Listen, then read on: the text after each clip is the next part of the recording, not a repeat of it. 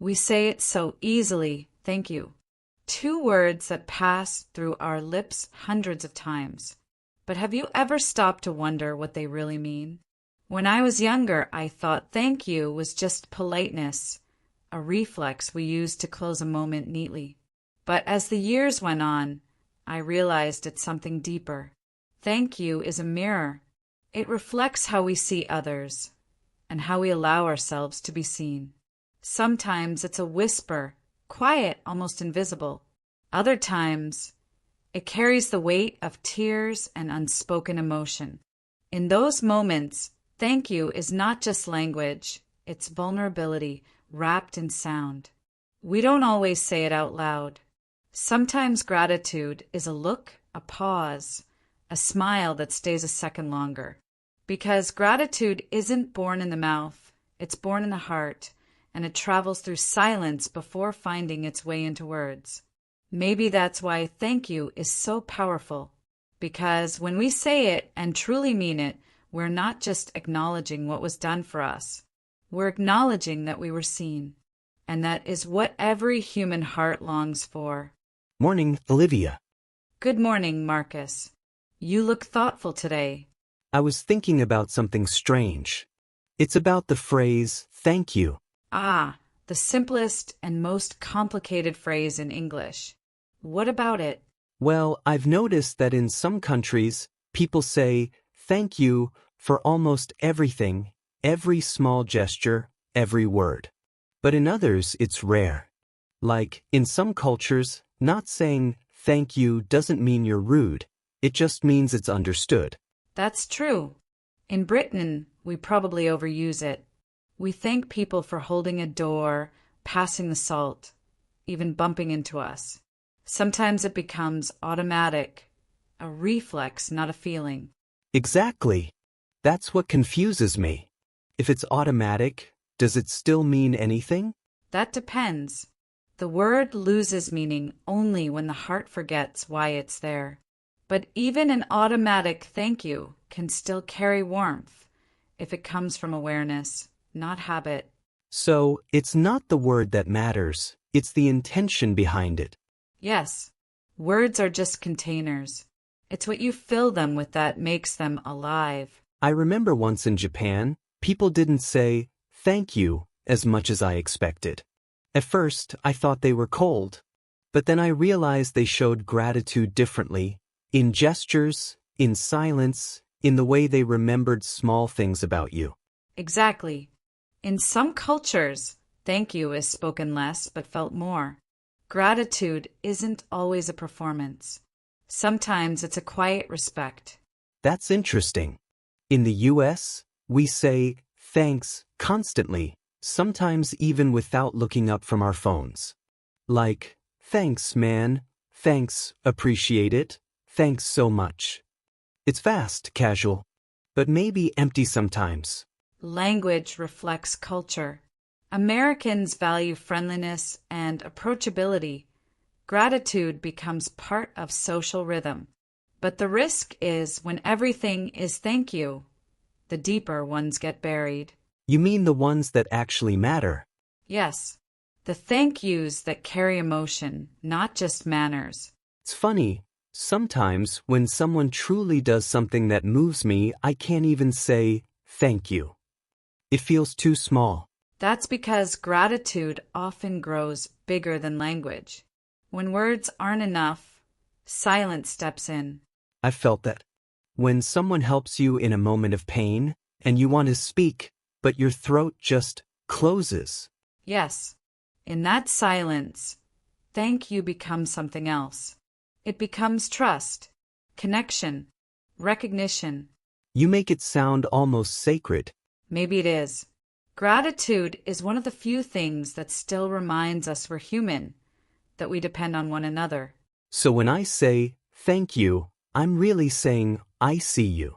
Beautifully said, Marcus. That's exactly it.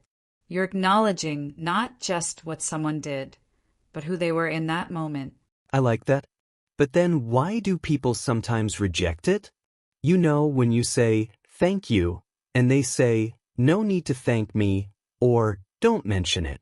Ah, that's pride or humility, depending on how you see it. Some people feel uncomfortable being recognized. Gratitude, after all, is intimate. It exposes kindness and makes people vulnerable. That's true. Being thanked almost feels like being seen, and that can be uncomfortable. Yes, because being seen means being known, and not everyone is ready for that. That makes me think, maybe thank you is as much for the giver as it is for the receiver. That's a wise thought. Gratitude completes a circle. Without it, kindness remains half-spoken. But we forget that, don't we? We move too fast. We text a quick thanks with an emoji, and that's it. Speed makes everything thinner, even emotions. Gratitude needs time to breathe. I guess I'm guilty of that too. Sometimes I say thanks just to be polite, not because I feel it. We all do. The important thing is to notice when it happens and slow down enough to mean it again. Do you remember a moment when someone's thank you really stayed with you? Yes. Years ago, one of my students came to me after class, tears in her eyes. She said, "You didn't just teach me English. You taught me how to believe in myself again." She said, "Thank you." So softly I almost didn't hear it, but I felt it right here. That must have meant a lot. It did, because it wasn't about words. It was about connection. She wasn't thanking me for grammar lessons. She was thanking me for listening, for caring. That's powerful. You know, it's strange. The more I learn English, the more I realize it's not about mastering the language. It's about understanding people. That's the secret no textbook tells you. Fluency isn't the art of speaking perfectly. It's the art of listening deeply. So even with thank you, it's not the phrase that matters, but the silence between the words. Exactly. That silence is where meaning lives. When you say thank you and pause long enough for it to be felt, that's when it becomes real. I think I understand. Gratitude isn't something you say. It's something you let someone feel. Yes. And when you speak it with presence, even the smallest thank you can change the entire atmosphere of a moment. I guess that's why we remember the real ones for years. We do, because true gratitude leaves an echo in the heart. You know what's funny? I came here today planning to thank you for helping me with my English. But now, after this conversation, I feel like thank you isn't enough. Then don't just say it. Live it.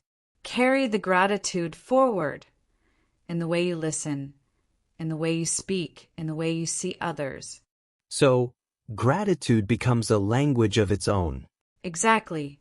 A language everyone understands, even in silence. Then maybe thank you isn't the end of a sentence. Maybe it's the beginning of something else. It is. It's the beginning of connection. It's strange, isn't it? How two small words, thank you, have traveled across languages, across time, across hearts. They've been whispered in temples, written in letters, shouted in joy, and cried in grief. Every culture found its own way to say it, but the meaning was always the same. Gratitude, the recognition that something kind has touched you. Once, thank you was sacred. It wasn't a word you threw into the air. It was a pause between souls. It meant, I see what you gave me, and I don't take it for granted. But as the world got faster, thank you became lighter, easier to say, easier to forget. And yet, even now, it still holds power. Because when it's spoken with intention, it changes the air around us. You can feel it in the way someone's eyes soften, in the warmth that lingers after it's said. Gratitude moves through silence as much as through sound. Sometimes the truest thank you is the one never spoken, the one carried in a look, a gesture, a quiet moment of understanding. I've seen it in students, in strangers, in every conversation that mattered. Language builds bridges, but gratitude crosses them. It teaches us empathy, the ability to feel beyond words, to give and receive presence. And maybe that's why thank you survives in every language. Because it's not just a phrase, it's a reminder that even in a world of noise and speed, our hearts still know how to recognize kindness and respond with grace. You know, all this talk about gratitude makes me think of something that happened last year. Something small, but I can't seem to forget it. Small moments often stay with us the longest. Tell me. It was the middle of winter. I was walking home from work, tired, cold, miserable. I stopped by this tiny bakery I go to sometimes. There's this old lady who runs it. She barely speaks any English, just a few words. She always smiles when I come in. That day, I didn't say much. I just pointed to the bread I wanted and handed her some coins. She looked at me, smiled, and quietly wrapped the bread. But before giving it to me, she reached under the counter, pulled out a small paper bag, and placed a cookie inside. She pushed it toward me and said, "Thank you. You come every week." How lovely. I tried to say something, anything, but the words just didn't come out. My throat tightened. I think I just nodded, took the cookie, and walked away. But for the rest of that day, I couldn't stop thinking about it. Because it wasn't just bread she gave you. It was recognition. Exactly. She remembered me. She noticed. It was such a small thing, but it felt enormous. Like someone had quietly said, "I see you." That's the beauty of gratitude. It doesn't need translation. Even without words, you understood each other completely. Yes, and what struck me most was that she said thank you to me, even though I was the one buying something from her. She wasn't thanking you for the money. She was thanking you for presence, for being part of her little world, even for a moment. It made me realize how often I forget to see people that way. The woman at the register, the guy who makes my coffee, the bus driver. They're all there, every day, doing small things that make life work. But we move so fast, we stop noticing. Gratitude slows us down. It asks us to look again, to see what's been quietly giving to us all along. I wish I could go back and tell her how much that gesture meant. Maybe you already did. Not in words, but in the way you received it. Gratitude isn't a transaction. It's an exchange of warmth. I like that. An exchange of warmth. You know, lately, I've been trying to say thank you less with my mouth and more with my actions. Helping people without being asked. Listening more. Trying to be there. That's the purest form of it. Gratitude that doesn't demand attention, just expression. When you live with it, it begins to shape the way you speak, the way you move, the way you exist. Sometimes I think words are too small for what we feel. They are. That's why silence was invented. That's a very Olivia thing to say. Maybe. But think about it. Have you ever felt closer to someone without saying a single word? Once, when my father was in the hospital. He wasn't awake, and I didn't know if he could hear me. I just sat beside him, holding his hand. There were no words left to say, but somehow I felt like we spoke. That's gratitude too. It's the heart saying, "I'm still here. Thank you for being you." It's strange. I always thought gratitude was something you gave. But maybe it's something that grows inside you. It is. Gratitude transforms the one who feels it even more than the one who receives it. It turns ordinary moments into sacred ones.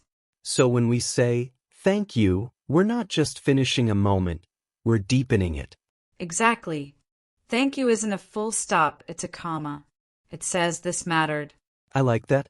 It reminds me that words are living things. They can hold emotion, memory, even time. Yes. And the more honestly we use them, the more they become part of who we are. You know, I think that's what I love most about English, or any language, really. It's not about how perfectly you speak, it's about how deeply you mean what you say. That's the kind of fluency the world needs most. the fluency of sincerity. Maybe that's what thank you really means. Not just gratitude, but connection. Beautifully said, Marcus. Connection, the invisible thread between hearts. Do you think she'll remember me? The old lady at the bakery? I think she already does. Some people cross our lives quietly, but they stay in gestures and memory in small paper bags with cookies inside. Then maybe that was her way of saying thank you for seeing her. Exactly. Gratitude mirrors itself. When you see someone with kindness, they reflect it back, sometimes without a single word. Marcus, we spend our lives searching for the right words, but sometimes the right feeling is enough. And maybe that's the real meaning of thank you. Yes, it's not something we say to finish a moment. It's something we feel to keep it alive.